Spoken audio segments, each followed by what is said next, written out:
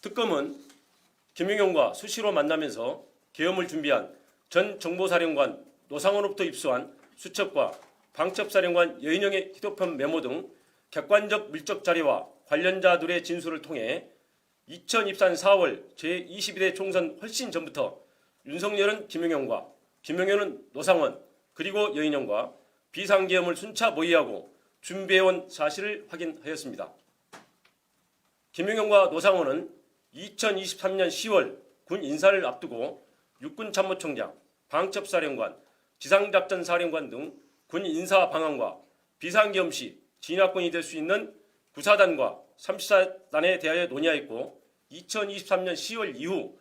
그들의 논의한 대로 육군참모총장 박안수, 방첩사령관 여인영, 구사단과 34단을 관할하는 지성작전사령관이 보임되었습니다.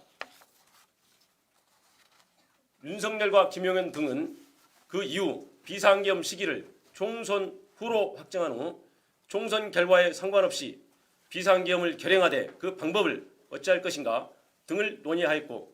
2024년 3월경부터 안가와 관저 등에서 만찬 등을 통해 비상계엄에 동원할 방첩사령관 여인영, 수방사령관 이진우, 특전사령관 곽종건 등 군사령관들을 상대로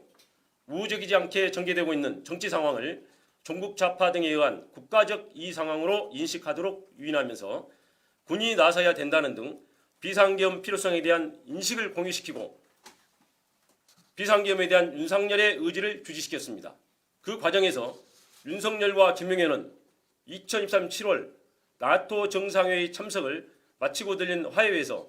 동행한 강호필 합참차장에게 한동훈은 빨갱이다. 군이 참여를 해야 되는 것 아니냐며 한동훈에 대한 적개심과 비상계엄의 필요성을 말하였고 이에 강호필이 국방장관 신원식 합참의장 김명수에게 윤석열의 발언을 보도하자 신원식은 김용현에게 계엄 반대 사를 강하게 표명하였고 윤석열은 국방장관을 신원식에서 김용현으로 전격 교체하였습니다. 국방장관이 교체되자 야당은 비상계엄 선포를 강하게 제기하였고 대통령실, 김용현, 국무총리 한덕수는 거짓선동, 정치선동, 있어서도 안 되고 있을 수 없다며 비상계엄 가능성을 일축하였습니다. 그러나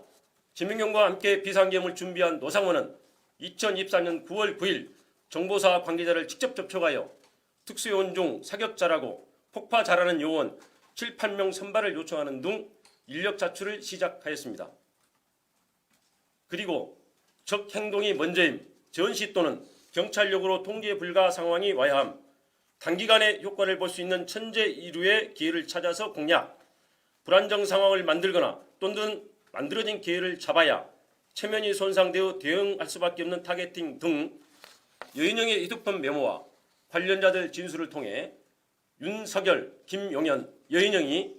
비상계엄 선포의 명분을 만들기 위해 북한의 무력 도발을 위할 목적으로 2024년 10월부터 다양한 비정상적 군사작전을 실행한 사실을 확인할 수 있습니다.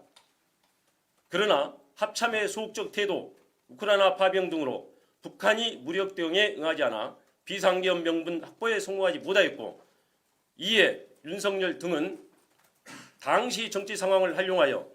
행정과 사법 기능 마비 등 계엄 선포 사유가 없음에도